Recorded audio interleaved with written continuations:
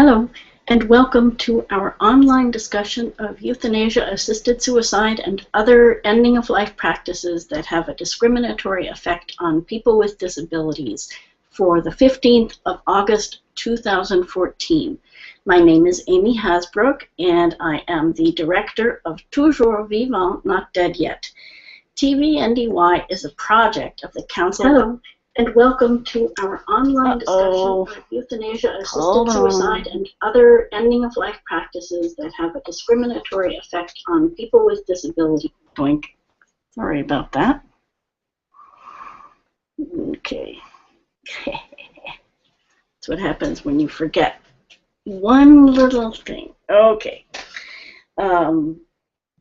We are a project of the Council of Canadians with Disabilities to involve, inform, and give voice to the disability opposition to assisted suicide, euthanasia, and other ending-of-life practices that have a discriminatory effect on people with disabilities.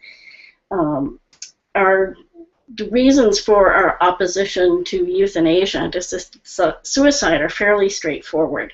First, we believe it's unnecessary because everybody has the right to either commit suicide or to refuse medical treatment and to have palliative sedation or palliative care until they die naturally. Secondly, we believe that it's discriminatory practice because when people without disabilities say that they are suicidal, they receive suicide prevention services.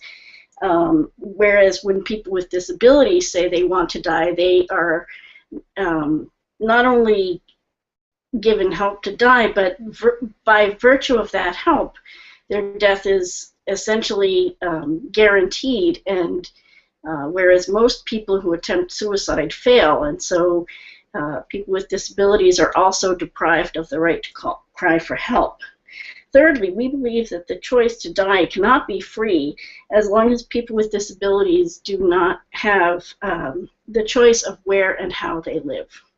And finally, we believe that the safeguards in these laws do not adequately protect people who should not die from being euthanized or assisted to suicide. So while these laws may work fairly well for people who are well-heeled or well-off or who have a strong advocate at their side, a lot of people with disabilities don't have that. They have communication problems, they don't have families, they don't have money, and it's then that the pressures become very strong for them to accept assisted suicide. So the goal of our online discussions is to enable people with disabilities to talk about these issues from our perspective. The debate that happens in the greater society is from the perspective of non-disabled people dealing, or mostly non-disabled people dealing with their issues. But from the perspective of those of us who live with disabilities, who deal with the medical establishment on a routine basis, we have a different perception about these issues, and it's important for us to discuss them, have a forum to discuss them among ourselves. There are several ways to participate. One is through Google Hangouts on Air, and you can join us in the chat room, so you would be visible on the screen and you would be able to talk directly into the chat, and that's always exciting when people can do that. Secondly, you can use the question and answer button to submit questions, and we can answer your questions. You can also watch the dialogue on YouTube and contribute questions that way. And you can also access the conversation from our Facebook page. So we try to make it accessible for people who can't type, people who don't want to be in oral contact as much as possible. We are not yet capable of making it accessible for people who have hearing impairments. But So unfortunately, it's not completely accessible, but we try to make it as available to as many people as possible. For more information about the subjects we discuss, you can visit our website, which is tvndy.ca. You can go to our Facebook page, which is at facebook.com/toujours vivant, not dead yet. And you can see the spelling of that underneath. It's TOUJOURSVIVANT. That's toujours vivant. Okay. You can also email me at tigrlily61@gmail.com, or you can follow me on Twitter, which is @TVNDY. Our topics for today, as we are picking up from the end of June, we took a hiatus, so now we're picking up again. We have some summer news briefs to go over. An action that Not Dead Yet UK did on the 18th of July, and also Desmond Tutu, the former Archbishop of the Anglican Church, who came out in support of assisted suicide. We'll talk about that. Oh, I think somebody's making a comment. Hi, you there. Checking the select button. Who's answering bookmarks? Hold on. Checking the select button shows the audience which question you're answering. Okay. Whatever. Okay. Somebody just said hi. Okay.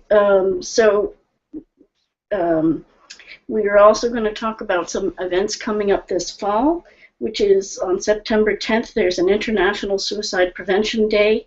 On September 17th, there is a World Federation of Right to Die Societies action in Chicago. On October 2nd, there is a parliamentary luncheon, and on October 3rd, there is a meeting of disability leaders to talk about strategy and information sharing in Canada. So those are some events coming up, and finally we have we'll talk a little bit about a legal intervention, and finally we'll talk about Robin Williams. I'm wearing my suspenders, rainbow suspenders, in honor of Robin Williams this week. Okay, so on the first item is Not Dead Yet. UK demonstrates on July 18th.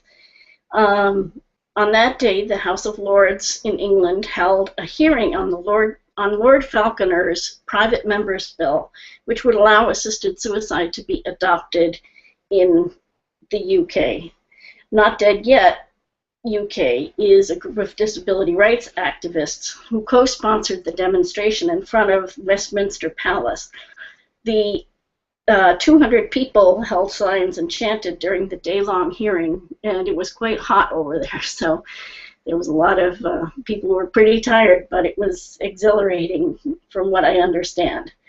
In addition, Not Dead Yet UK organized an online campaign, a thunderclap, which is a lot of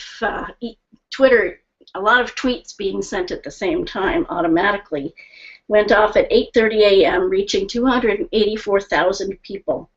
Tweets, blogs, and Facebook updates continued throughout the day, and the campaign attracted quite a bit of attention from the mainstream media, which is very, very helpful. As a result, several articles and video testimonials and interviews of people with disabilities appeared in the mainstream media. So, as usual, it's in England, and in the UK, it's been difficult for people with disabilities to have their voice heard in this debate, but that activity was successful in getting people's voices heard. Okay, so a second event that happened this summer is that in an editorial on July 12th, online edition of The Guardian, former Archbishop Desmond Tutu said the manner of Nelson Mandela's death was, quote, an affront, quote, and that putting him on a ventilator was, quote, undignified. Okay? I think and this is a quote from him, a direct quote, I think when you need machines to help you breathe, then you have to ask questions about the quality of life being experienced, and about the way money is being spent. This way, this may be hard for some people to consider, said Tutu. And I should say that I use a CPAP machine at night, which I've used for 21 years now. And during the time that I've used a CPAP machine, the price has been reduced because more and more have been built, and they've improved the quality and reduced the price, so that it is almost affordable worldwide. And it's also improved the technology for respirators, so that it's much more practical for people to have portable respirators. And many people with disabilities live with a respirator 24 hours a day, and it's not a question of reducing quality of life, it's a question of enabling people to live. And so to say that that's undignified is pretty offensive. The commentary leaves the impression that people who need respiratory assistance have a poor quality of life, and that they cost too much to keep alive.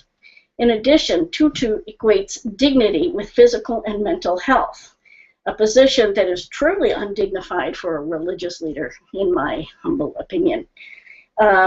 You can read his commentary I wrote on the subject on our Facebook page, which is facebook.com/toujours vivant, not dead yet, all one word. Okay, we've got some events coming up this fall, and here's a rundown of some of them.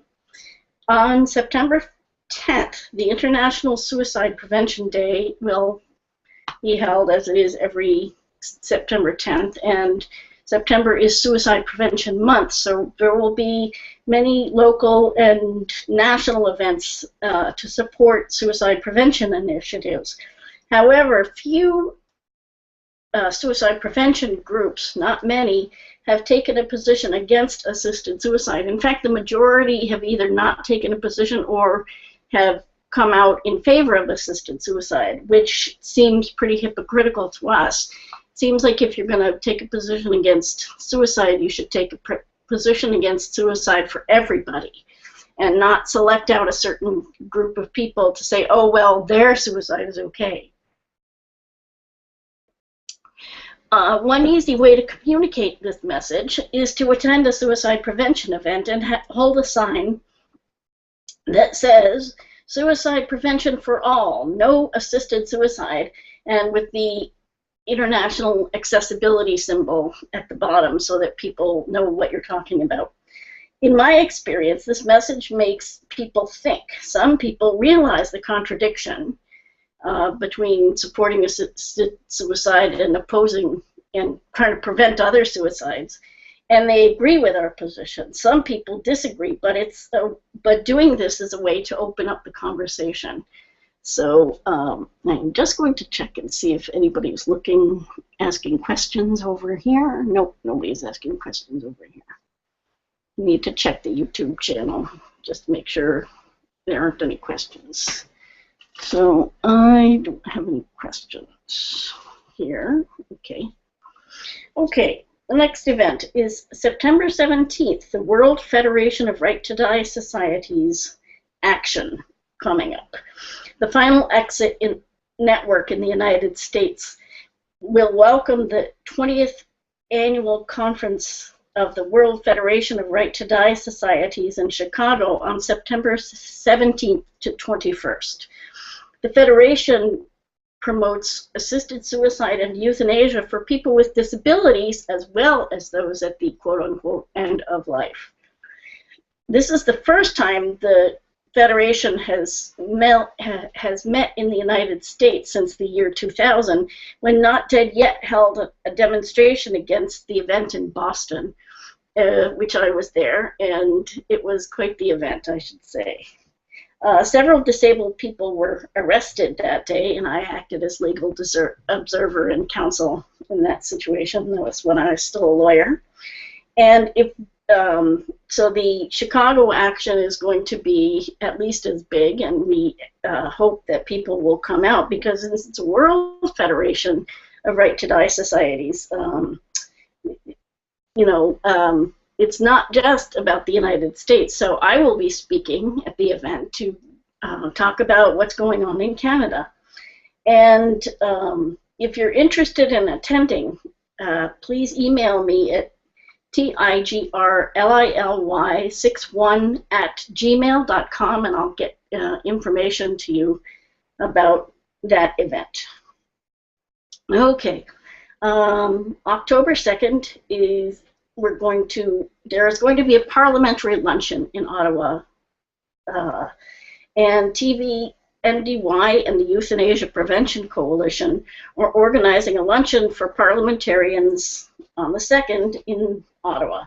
And the event will educate MPs about the perspective of people with disabilities who oppose medical aid in dying, and the bill that was introduced by Stephen Fletcher last spring. And that bill includes both people with disabilities and people who have terminal illnesses. So speakers will include Dave Hingsberger from Toronto, Dr. Bonita Sawatsky from British Columbia, Nick Steenhout from Montreal, and many others. If you have a message that you would like to send to Canada's members of Parliament, send it to me via email. If you don't want to come and deliver it yourself, send it to me via email at tigrlily61@gmail.com, and there's no E in Tiger Lily. And I will read your message at the luncheon, so you will have your message delivered directly to the MPs.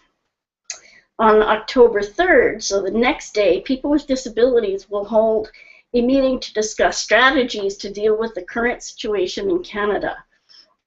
So that'll be a strategy and planning meeting. The meeting will be based on the Disability Rights Leadership Institute on Bioethics, which was held in Washington in April of this year. And we hope to bring in a diverse group of people with disabilities, a large group, to discuss these issues.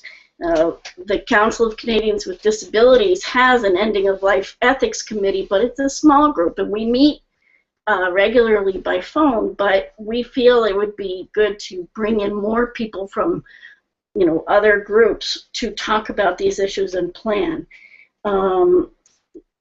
We'll talk about organizing in the disability community, how to change media bias, and legal and legislative options for sort of pushing back against the push for assisted suicide. People with disabilities are welcome, and if you want to attend, it would be great if you would email me to let me know, and I can give you some more information about that. Okay. The next item is a possible legal intervention. A second case has been filed in Quebec challenging the Quebec law that allows medical aid in dying, or euthanasia, as is the case in Quebec. TVNDY is looking at its options for joining the case, so we would sort of join in and say, us too, because we're concerned about this too, and our constituents are concerned about this too. And I'm just going to flip back over here because I had to check, see if there were any questions. Okay. So we need plaintiffs. People with disabilities who would be endangered by the law, which is pretty much everybody. Because a plaintiff would be any resident of Quebec with a disability, an adult, and a disability that causes medical complications or that has the potential to get worse. And so even if you're a paraplegic and your condition is stable in terms of paralysis, you may well have complications like a urinary tract infection or a sore that doesn't heal properly that could put you in the hospital. And if you are really ill and get really ill and some doctor says, hey, I could give you a shot that would just send you on your way, you are at risk from the Quebec law. So don't think you're not. So we are looking for people who would be plaintiffs in this law. the case is very important because it gives us the opportunity to introduce some disability rights arguments that were left out of the Carter case. What happened in that situation is that the plaintiffs organized their whole case, and then they filed it, and then they also filed a request to hurry up the response and hurry up the whole process, claiming that now they had to accelerate because you know, somebody might die before the issue was resolved. So that deprived the federal government of making a proper response, and they weren't able to get all of the arguments and affidavits in that they wanted to. So that's why some of the arguments were left out of the Carter case.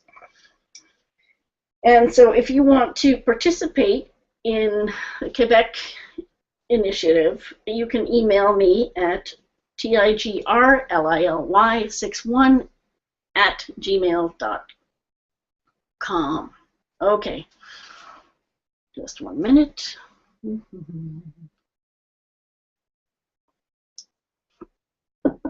Our last topic for today is Robin Williams. I'm wearing Robin Williams rainbow suspenders, as he used to do on the TV show. Robin Williams was a master comedian, a great actor, a drug addict, and a person with bipolar disorder. He played in several films that centered around mental disorders, such as The Fisher King and Awakenings, among others. And he spoke and wrote publicly and openly about his mental health and addiction issues. When we learned on Monday that he had committed suicide, the whole world grieved him and believed that his suicide was a tragedy, which it was. And messages of solidarity with people who struggle against depression, mental illness, etc., were widespread. So, but for me, this was a really heavy blow.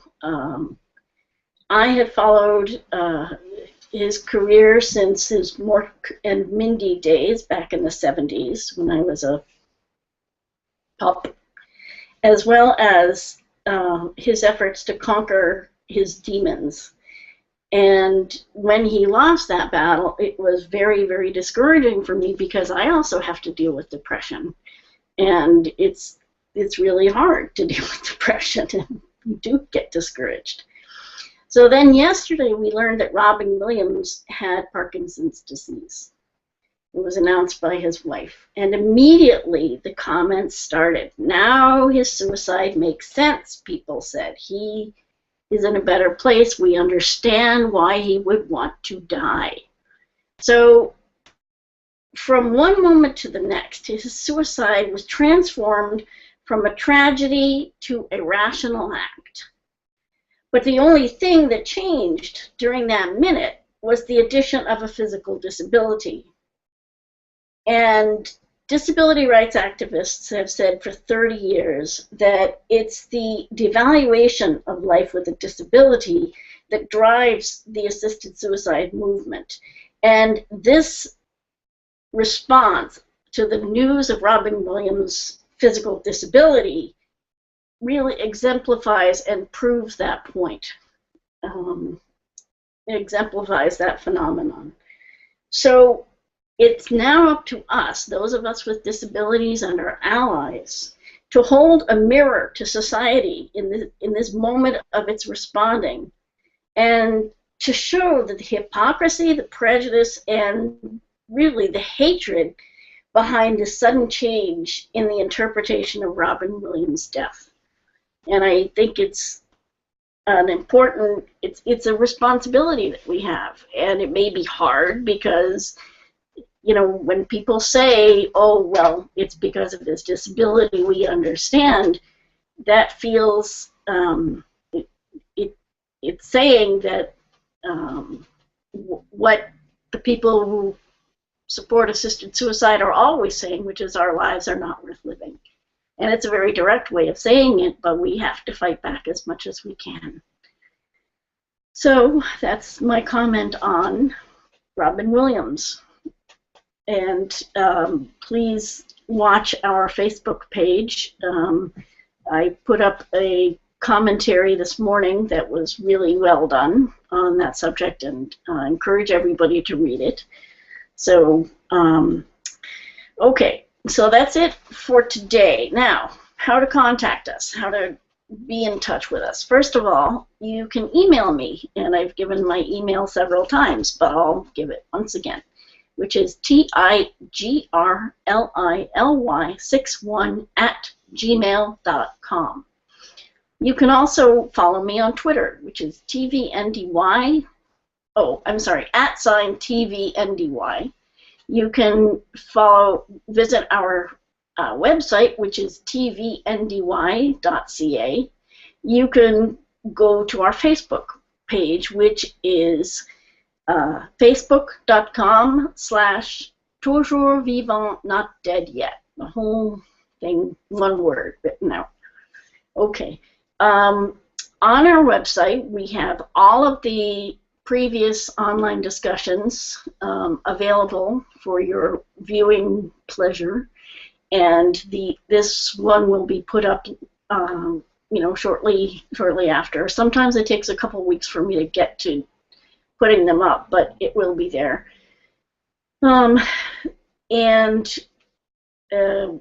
Anything else? No, I can't think of anything else. That's how to get in touch with us. That's how to participate. We really need and encourage people to participate in these events, because it's one thing for me to sit here and talk, and it's another thing for all of us to participate in the conversation. We are here every Friday, 1 p.m. Eastern Time for the French conversation, 3 p.m. Eastern Time for the English conversation. I invite everybody to participate, and perhaps soon we will figure out a way to send emails, at least warning you that it's going to happen beforehand, but I don't know until very shortly what the website will be, so unfortunately I haven't figured out a way to set it up a day ahead of time. So there you go.